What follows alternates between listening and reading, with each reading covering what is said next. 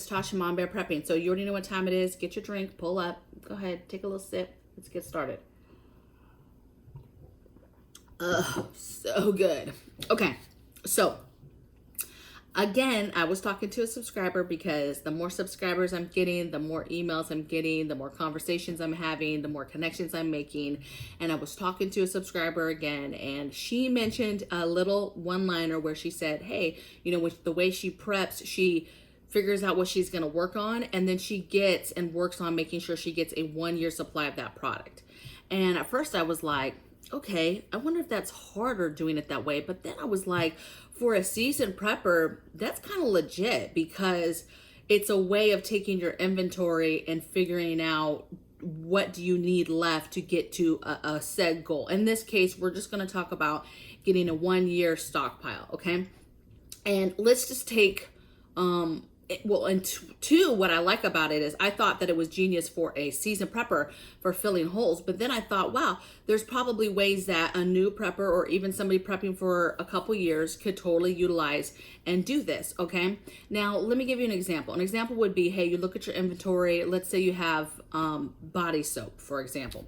So you have body soap stocked up.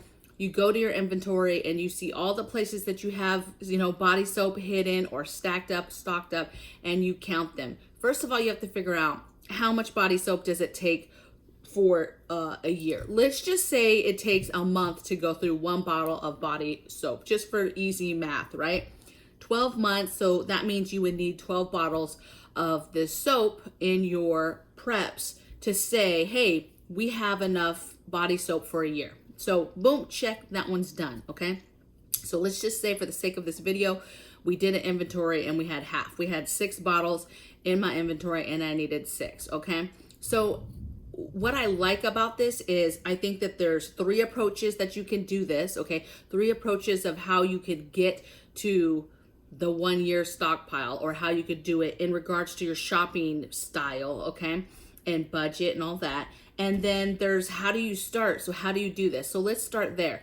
I think the very first thing, and this is what I did, was I started writing down different areas within my home, and then under each of those areas, I just started listing supplies.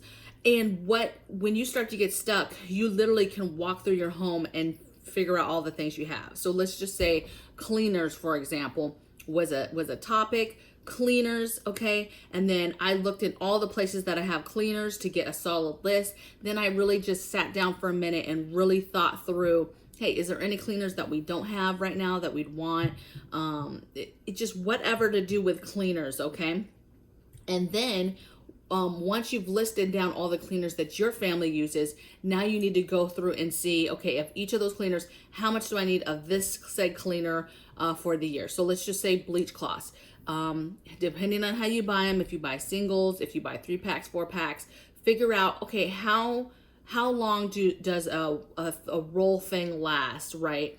A container last your family. Do the math, figure out how many you need for the year, and then write that number down. That's the number of bleach cloths that you need for the year, okay? Maybe it's 4 of those packs, 5 of those packs. I don't know, okay? Everybody's list is going to be different because it's going to be dependent on what you and your family use and how much of that said item that you use, okay? Which is going to determine your year mark. And then you're just going to write it down. And don't be overwhelmed with some of the numbers. I get some of the numbers are going to be very high, but you guys, some of the numbers are going to be very, very low, okay? So you'll be okay, all right? So it evens itself out. All right, so first thing was write out your areas, and then you are gonna write down all your supplies in each of those areas, okay? And figure out how much you need for a year. And then you're going to just simply write out, okay, that means I need 6. Let's just say it was the body wash. I needed 12 for the year. I have 6 in inventory, I need 6 more. Now, once you've identified all the areas and the actual number you need to fulfill your 1-year stockpile, there's 3 approaches I think that you can do this in, okay? And all of them, you're gonna utilize your sales, your coupons, you're gonna do smart buying, right? You're not gonna just, you're gonna try to be smart, and you're not gonna just go out and buy stuff just to buy it, okay? You're still gonna be savvy with your budgets and your sales and things like that. Okay, so number 1 I think is just continue to the person or the person prepping person the way that you just go and get onesie twosies of things at the store. You're not a huge, hey, I got this haul and this is going in my preps. You're just simply getting onesie twosies here. Every time you go to the grocery store, you try to pick up a few things with prepping. Again, going off of sales, what's available, that type of thing, okay? You're kind of just you might have a budget or not, but it's just onesie twosies. It's not a bunch of food, okay? Second approach is you take the actual item, let's just say body wash. You know you need 6 bottles. You take that actual bottle and you say, okay, this month within my prepping budget, within my grocery budget, I'm going to knock out those other 6 bottles of shampoo. Maybe on one payday, I'm going to get 3, and on the next one, I'm going to get 3. But you basically take your budget and figure out how immediately or that month, right, you're going to fulfill that 100 that 1 year stockpile and get that item knocked out and done. All right. And then you could check it off your list like, hey, I got a year's supply of that. Third thing is going out, doing the same thing, all the same things. The list, you said how much, let's say body soap, you need 6 more bottles, and you decide you're just going to go out and get those 6 bottles. That's like your focus. Your next focus is making sure that you get 6 bottles of body soap, or bigger bottles so that you don't have to get 6, maybe you get 3 big size ones because you went to Costco. Whatever the case may be, but you're focused on, I'm going to go out, kind of like I think how my friend was describing it, and go out and know I need 6 bottles of 6 more bottles of body wash to do my 1 year supply. And again, you're looking for sales and stuff, and you knock it out. Now, even if you're the type that like, hey, I'm going to go out and just knock out this said product, you can still work that around sales. What you do is don't pick the item, pick the stuff that's on sale. Look at your flyers, see what's on sale, right? See what stores are on sale. And then once you see what's on sale, then go back to your list and say, okay, oh, I saw mouthwash was on sale. I'm going to bang out the last 2 bottles of mouthwash that I needed for my 1 year stockpile. Okay. I think that these are 3 great approaches, because no matter what money amount you have to spend on preps, whether it's spread out on a budget and paydays, if it's spread out on, hey, I'm concentrating this. I know a lot of preppers who do concentrate and say, hey, I'm actually going out today to get some med stuff, and I'm going to get some vitamins while I'm out there, and I'm going to be concentrating on some dairy products, right? Like, they have very specific stuff they're going out for the day to get. And so you could easily use this list to help you determine the things that you're going out to get. It's great for identifying her holes, and it's just great for knowing exactly where you stand for certain products to hit that 1 year mark. And I absolutely love that, because for a senior prepper, that's great. Now, a lot of senior preppers, we already have a lot of stuff, right? A lot of stuff, but you've got to be organized to actually know, no shit, like a piece of paper can pick it up and say, okay, this is where I stand for my 1 year for this. Literally everything. It's going to be a huge list, you guys, but it's like a catch-all list, right? That you can really see right away where you stand. Yes, you have inventories, but this is a way that's like a huge inventory list and can show you where you stand for 1 year and how to get to the 1 year if you're not there yet. Because I know a lot of people watching me are not to the 1 year yet, okay? And if 1 year seems like super overwhelming, you're like, look, Tasha, I don't have time to get 12 bottles of body wash. Like, I'm just trying to get my backup, or I'm just trying to, so just dumb it down, take it down a notch, and just say, okay, my goal is gonna be 1 month. Okay, how much of this stuff do you need to get in your house to do the 1 month, and then go up to 3 months, and then go up to 6 months, and baby step it. There's nothing saying you have to do this, but I do have a lot of people who are like, hey, how do you prep? How do you start? How do I get these big stockpiles? You know, I'm never going to get there. And this is just another way, you know, we all think a little different in our heads and how we do things and how we execute things. And I think that this is a good way, because there's several ways you can approach it, right? Depending on what type of preparedness and budget person and how much money you have to spend. And it's a good way. It's something, it instills in you inventories and organizing your preps and knowing at all times what preps you have and how much of those preps.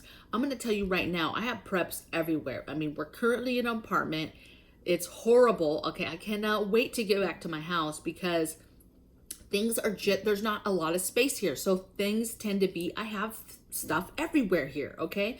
And you can do all the inventories you want, but let me tell you, when I don't know, like, let's just say somebody has an earache or whatever, and I'm sitting here all over the house trying to find earache that I know I have a ton of, right? Like, that is messy and is not, it's a very important to be organized and to have an inventory and to know. And knowing and doing this now, I can easily say, okay, do I have a year's worth of earache? Okay. And then because I'm kind of looking at it like that and viewing at that and counting it, I'll tend to put stuff together that should be together if possible. You know, I know it's wonky. I know some of us, our situations are kind of crazy right now. But you can do this, okay? And you just take your list, just get you a little drink, sit down, do all the areas. Let me just go over these areas with you too real quick to just give you some ideas. So I did a hygiene area, a medicine area, medical supplies, pets, kids, emergency items, household items, cleaners, garden, water, which is going to be much, much harder, you guys, to get a year. I do understand though, okay? So in the theory of water, just get as much as you can. Obviously, if you have property or you have a garage or you have some sort of backyard space or something, you have a lot more room to keep a lot more water. And so please do that. If you're in an apartment, you're going to just stack what you can stack, okay? And then food. And the way I did food, because I had to think about food for a minute because we already have food inventories and how do I incorporate that and how do I figure out how to do that. So what I did for the sake of the 1 year stockpile list is I did it in food ingredients or areas. So I did meats. I broke it up like meats, spices, beans, rice, and pasta. I did all separate. Soups, fruits, vegetables, drinks. So drinks is everything. Alcohol, coffee, your juice, just anything that is a drink, is drinkable, okay? Dairy, baking. And then I just, going off of your meal plans and the type of meals that you guys cook and things like that, you'll start doing these sections down. So like meat, okay, what are the meats that we eat in this house? Like you don't actually have to say your meals, but you can just plan out, okay, what meats do I eat in this house? How can I get those in the house? You know, how often do I have spaghetti? Let's just say I have it twice a month. Okay, I need meat for twice a month for spaghetti, and then I need that for a year, so 24 things or sources of meat for spaghetti. Also, you get half that and say, hey, half of those I'm going to do with meat and half of the spaghettis I'm not going to do with meat. I'm just going to do a bolstered sauce, okay? So you're going to go from there. Some of this stuff, I individualized it because it'll be easier. It's much easier for me to say beans. Okay, I know that beans, rice, and pasta are huge staples. And so it's easier for me to just say, okay, how much rice do I need for the whole year for my family? How often do we make it? How often do we make a meal, right? I don't have to say specific meals. How often do we make beans, let's say, in the month, okay? And that's how I kind of break it down. You know, how many meals do I make with rice in the month and break it down, okay? And again, getting this stuff that's shelf stable, canning this stuff, always be thinking about grid down and preparedness and, you know, covering down on those areas, but with multiple options, right? Okay. So I really think that's it. I just was super excited myself for this because I don't care how long you've been doing this. It's easy to have all the things and then just forget something very small and you hear it on a channel or you hear somebody mention it in comments and you're like, oh, yeah, I wanted to get that. And so in this case, this could be a master list that you added to, right? That you can add stuff to your list as you hear ideas in the comments, right? You have your emergency plans, you have your supplies list. Take the supplies list, feed it into these areas. That will be a good start. And then go around your house and fill your holes with the other things that you know that you guys use on those lists, okay? and then figure out how much of that said thing you need for a year. How much do you have in your home currently? And then okay, how many left do you need? How much toothpaste do I need to get me to the rest of the year? Circle that number, and then you know. And then when you're out and about and you see toothpaste on sale and you're like, okay, let me go and see how many I needed. Okay, I needed 3 more. And then you can go get it while it's on sale, okay? And I think one of the approaches, any of the approaches will work for you. You just have to figure out which one's going to work with your family and your budget, okay? So I'm super excited to hear in the comments below what you guys think of my 1-year stockpile approach program. I get a lot of people asking me kind of like, hey, do you have a program? Do you have a way of, or a system of doing things? A lot of people have Excel sheets that they run for their inventories, and that's great. You could literally take this and just put that right into your Excel system, and just specify it for a year. Hey, how many of this do I need to hit the year mark? How many of this do I need to hit the 2-year mark, the 3-year mark? Because it doesn't stop. So once you have the 1 year, for people that like us have been doing it for decades, is really now you can concentrate on those other years as you knock out, you know, okay, let's say you have a year. Okay, what can I do to make sure I get 2 more months or 3 more months of everything, and then use that as a goal, okay? Because unfortunately, prepping doesn't stop. It does not stop. It's a constant thing, and you really can't have too much, you guys. I promise you, you really can't have too much. And by doing this, you're not going to be, depending on any of these ways that you do, you're not going to be hoarding and going in and panic buying and doing all this stuff. You'll be in a much better peace of mind, okay? So I'll see you guys tomorrow in the next video. Take care.